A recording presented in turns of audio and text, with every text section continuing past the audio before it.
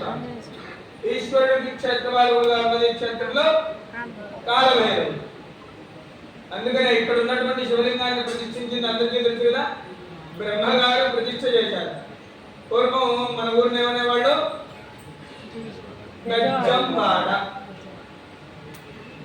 అంటే సహజంగా కృతయుగంలో ఉన్నప్పుడు ఏంటి అంటే కొండలన్నీ దగ్గరగా ఉండి ఒక గుంటలాగా ఉంటాయి. ఈశ్వరుడిని ఆరాధన చేయాలంటే ఎక్కడ చేయాలంటే గుంటలో ఉండి ఆరాధన చేయాలి ఈశ్వరుడు ఎప్పుడు. ఎందుకంటే ఆయన మర్రి చెట్టు త్వరలో దాక్కుని ఉంటాడు కదా, ఎందుకు అక్కడ ఉంటే ఎవరు డిస్టర్బ్ చేయరు. పురుగు పుట్ట వచ్చినా కూడా ఆ కింద ఉండటం వల్ల ఏంటి, వీడు ఎవడో నా బంధువు, వీడిని నేనేం చేస్తా వెళ్ళిపోతూ ఉంటాయి. అక్కడ ఉంటే మా బంధువు అనుకుంటాయి, ఆ పురుగు పుట్టవాడు. పైన ఉన్నప్పుడే ఎవరో అనుకుంటాయి కదా. అందుకనే భూగర్భంలో ఉండి ఆరాధన చేయడం అనేది ఈశ్వరుడికి బాగా ఇష్టం. అందుకనే బ్రహ్మగారు వెతుక్కుని ఇక్కడ ఈ కొండలన్నీ మధ్యలో మొక్కగా ఉంది, వాటి ఇక్కడ శివలింగం ప్రతిష్ఠ చేసి ఆరాధిద్దామని చెప్పి బ్రహ్మగారు వచ్చారు. శివలింగాన్ని ప్రతిష్ఠ చేసి ఆరాధన చేయడం మొదలుపెట్టారు. మొదలుపెట్టిన తర్వాత ఆయనకు కావాల్సింది ఏంటి, అవసరమైంది ఏంటి, ఈశ్వరుడికి ఇష్టమైంది నీళ్లు కావాలి, గంగ. మళ్ళీ ఆయన శివకేశవుల్ని ప్రార్థించారు. ఎందుకు, విష్ణు పాదోద్భవాన్ గంగా అంటూ, విష్ణు పాదాల దగ్గర పుట్టింది గంగ. దాన్ని పట్టుకుందెవరు, శివుడు. శివుడి జటాజూటంలో ఉన్నది గంగే. ఒకటి ఆకాశ గంగా, ఒకటి గంగా, ఒకటి పాతాళ గంగా. ఇలా గంగల్లో 5 రకాల గంగలు ఉన్నాయి.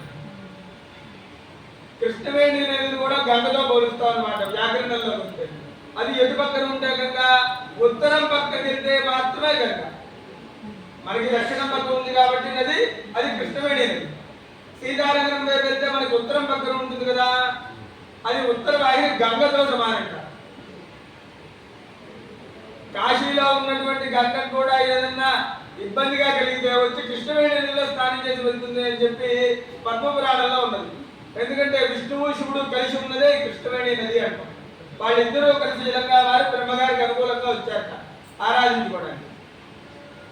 వచ్చిన తర్వాత కాలాంతంలో యుగాంతంలో నిదానంగా మారుతూ వస్తుంది. మారుతూ వచ్చేసరికి ఇంకా పైనుంచి వచ్చే జలాలన్నీ కలుస్తూ నది పెద్దగా అయిపోయింది. ఆ పెద్దగా అయ్యేటప్పుడు కొండలు చీల్చేసింది. పైనుంచి వచ్చేటప్పుడు అమ్మవారిని అడిగింది ఆ జలం పైనుంచి వచ్చేటువంటిది గంగ. ఎవరడిగింది, నాకు పక్కకి రావాలంటే నాకు ఏమన్నా దారి చూపించమ్మా అంటే అమ్మవారు చూసి మనంత బొజ్జం ఇచ్చింది. నీటికి ఏం తక్కువ, ఆ బెజ్జం చాలా కదా, ఒకసారి బద్దలు కొట్టేస్తుంది గంగాదేవి. బద్దలు కొట్టేసి కొండల్ని చీల్చేసింది అమ్మవారు కృష్ణవేణి. అందుకనే ఇక్కడ మాత్రం కృష్ణవేణి మనకి కృష్ణవర్ణంలో ఉంటుంది. పైకి వెళ్తే మళ్ళీ వర్ణం మారిపోతూనే ఉంటుంది. శ్రీశైలంలో ఒక వర్ణం ఉంటుంది, నాగార్జున సాగర్ ఒక కలంలో ఉంటుంది, ఇంకా పైకి వెళ్తే పుట్టిన చోటుకెళ్తే ఇంకో రంగులో ఉంటుంది ఈ నది. ఎందుకంటే అన్ని నదులు ఈ పంచగంగలు కలిస్తే మాత్రమే కృష్ణవేణి నది అవుతుంది. అందుకనే భాగీరథి విఖ్యాత పంచగంగా ప్రకీర్తిత. భగీరథుడు తెప్పించినటువంటి గంగ కంటే కూడా గొప్పది కృష్ణవేణి నది. అందుకనే ఎక్కడ స్నానం చేసినా కూడా కృష్ణానదిలో స్నానం చేసినంత పుణ్య ఫలితం రాదంటారు. గంగలో స్నానం చేసిన దగ్గో జరుగో వస్తుంది, గోదావరిలో స్నానం చేసినా ఏదో ఒకటి వస్తుంది. ఇలా 12 నదుల్లో 11 నదుల్లో ఎక్కడ స్నానం చేసినా కూడా మనిషికి ఆ జలం పడక ఏదో ఒక ఇబ్బంది వస్తుంది. ఎందుకు, పాపం మొత్తం పోతుంది కదా. మళ్ళీ కొత్త పాపం చేరుకునేటప్పుడు నదిలోంచి బయటికి రాగానే మొదలవుతుంది కొత్త పాపం. ఎందుకు, తడిబట్టలతో ఉన్నాం కదా ముందరుగా, దిగంబర అవతారం. తడిబట్టలతో ఉంటే దిగంబరుడితో సమానం. మొట్టమొదటిగా దిగంబరుడుగా ఉంటే అడుగేసిన పాపం చుట్టుకుంటుంది. నదీ తీరంలో జనాలందరి మధ్యలో వస్త్రాలు మార్చుకోవడంలో 2వ పాపం. జనాలందరూ మనల్ని చూస్తున్నారో అనుకుని వాళ్ళందరినీ చికాకు చేసుకోవడంలో 3వ పాపం. ఇలా మళ్ళీ మొదలైపోతూ ఉంటుంది. ఈ కృష్ణవేణి నదిలో స్నానం చేస్తే మాత్రం ఏముండదు మనిషికి. ఎందుకు, దగ్గు జలుబు లేదు. ఇక్కడ స్నానం చేసి వచ్చిన ప్రతి ఒక్కరికి కూడా మొట్టమొదటిగా లేదు వైరాగ్యం.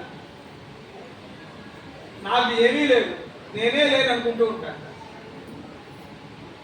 పైకి వచ్చి అమ్మవారి దర్శనం చేసుకుంటేనే అప్పుడు మళ్ళీ నాకంతా కావాలి, నాకే కావాలి, నాకు మాత్రమే కావాలనుకుంటాను. అందుకనే అమ్మవారిని చూసి ఈ ఆలయంలో ఎప్పుడు దర్శనం ఆపకూడదు. ఎందుకు, అమ్మవారి సంహారమూర్తిలా ఉంది కదా దుర్గా అమ్మవారు. దుర్గా అనే నామం సంహార నామం. అమ్మవారిని మాత్రమే చూసినట్టు ఉన్నట్లయితే మనిషిలో అహం పెరిగిపోయి కోపం పెరుగుతూ ఉంటుంది.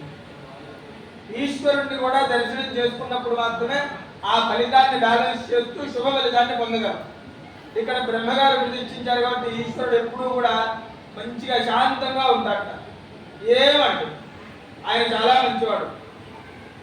ఈయన దగ్గర తప్పు చేస్తే పనిష్మెంట్ ఇచ్చేది కాదు. కాబట్టి ఇవాళ భైరవార్చుని అందులో బ్రహ్మగారు ప్రతిష్ఠించినటువంటి శివలింగం ఇక్కడ ఉన్నది. ఆయన నమస్కారం చేసుకుని ఆరాధించుకున్నాం. ఎంతో పుణ్య ఫలితం ఉంటే కానీ బ్రహ్మ ప్రతిష్ఠించిన లింగానికి కంటే కూడా బ్రహ్మ అర్చనించినటువంటి లింగాన్ని దర్శనం చేసుకోవడం మానవులకు సాధ్యం కాదు. అది కలగాలి అంటే బ్రహ్మజ్ఞానం మొదలైతేనే మనిషిలో ఏ జ్ఞానం? బ్రహ్మజ్ఞానం మనిషిలో మొదలైతే బ్రహ్మ అర్చించినటువంటి శివలింగ దర్శనం దొరుకుతుంది మనిషికి. అందరూ ఇప్పుడు బ్రహ్మసూత్రం ఉన్న శివలింగం అంటారు. బ్రహ్మసూత్రం ప్రతి శివలింగానికి చెప్పుకోవచ్చు కాదు. బ్రహ్మసూత్రం ప్రధానం కాదు, బ్రహ్మ అర్చించినటువంటి శివలింగం ప్రధానం ఎప్పుడూ కూడా. ఇప్పుడు కొత్తగా చిక్కే శివలింగాలు కూడా బ్రహ్మసూత్రం చెప్తారు. బ్రహ్మసూత్రం ప్రధానమా? బ్రహ్మసూత్రం అంటే ఏంటంటే యజ్ఞోపవీతం. ఈశ్వరుడు యజ్ఞోపవీతం వేసుకుని ఉంటే బ్రహ్మచర్యం అన్నమాట. అక్కడ బ్రహ్మగారు అర్చించినట్లయితే ఆ శివలింగానికి వివాహితుడు, అమ్మవారితో కలిసి ఉన్నాడు. అమ్మవారితో కలిసి ఉన్నప్పుడు బ్రహ్మ అర్చించినటువంటి శివలింగం అవుతుంది. అందుకనే ఇంద్రకీలాద్రి పర్వతం ఉంటుంది. ఇంద్రుడు వచ్చాడు, తపస్సు చేసి పొందాడు అమ్మవారి దగ్గర. ఇంద్రుడే పొందాడు, అర్జునుడు ఇంద్రుడి మానసపుత్రుడు కదా, అందుకని నువ్వు కూడా అక్కడికి వెళ్ళి తపస్సు చేసి పొందు అన్నాడు పాశుపతం. ఇంద్రుడు వచ్చాట పాశుపతం పొందుదాం. ఆయనకి ఎంత వెతికినా కూడా అప్పుడున్న ఆవేశంలో ఉన్నాడు కదా, అమ్మవారి కనిపిస్తుంది కానీ ఈశ్వరుడు కనిపించట్లేదు. మొత్తం వెతికాట, ఎక్కడా కనిపించలేదు. ఏం చేయాలి అనుకుని పైకి వెళ్ళి ఇంకో శివలింగం ప్రతిష్ఠ చేసి అక్కడ అర్చన చేసి పాశుపతాన్ని పొందాడు. అది పొందిన తర్వాత ఏమైంది? మనిషికి ఆవేశం తగ్గి ప్రశాంతత వచ్చింది. వచ్చి దిగుతూ ఉంటే ఇక్కడ మళ్ళీ చెప్పుకో కనిపించాడు. ఆహా, బ్రహ్మదూషణ చేశాను నేను. ఎందుకు? ఆయన ప్రతిష్ఠించిన లింగానికి అర్చించకుండా వేరేది పెట్టుకున్నాడు కదా, అంటే ఆయన పనికిరాదనేగా.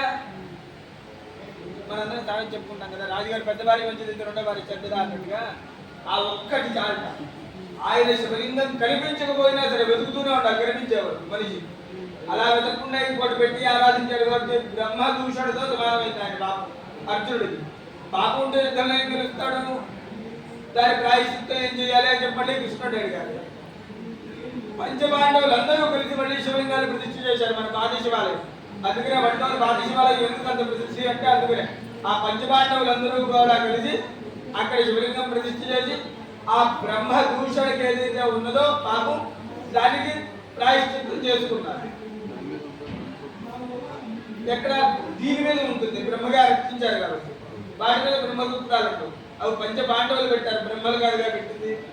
అలాగా అక్కడ ప్రతిష్ఠ చేసి ఆరాధన చేశారు వాళ్ళు.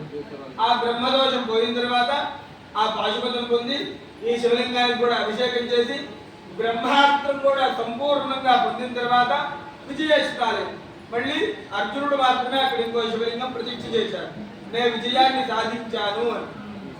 అందుకని అక్కడ అర్చన చేసుకునే వాళ్ళకి ఎవరికైనా సరే విజయం కలుగుతుంది అనుకుంటారు. కాదు కాదు, విజయం పొందిన తర్వాత అక్కడ అభిషేకం చేసుకుంటే ప్రశాంతత కలుగుతుంది. ఏదన్నా పని జీవిత స్థాయికి వెళ్ళి పూర్తయినప్పుడు ఏమవుతుంది? మనిషిలో ఆనందము, ఉద్రేకము, ఎంత ఆలస్యమైందా అని కోపము, తొందరగా అయిపోతే ఎంత తొందరగా అయిపోయిందా అని అత్యుత్సాహం, ఇవన్నీ పెరుగుతాయి కదా. అవన్నింటినీ కంట్రోల్ చేయడానికి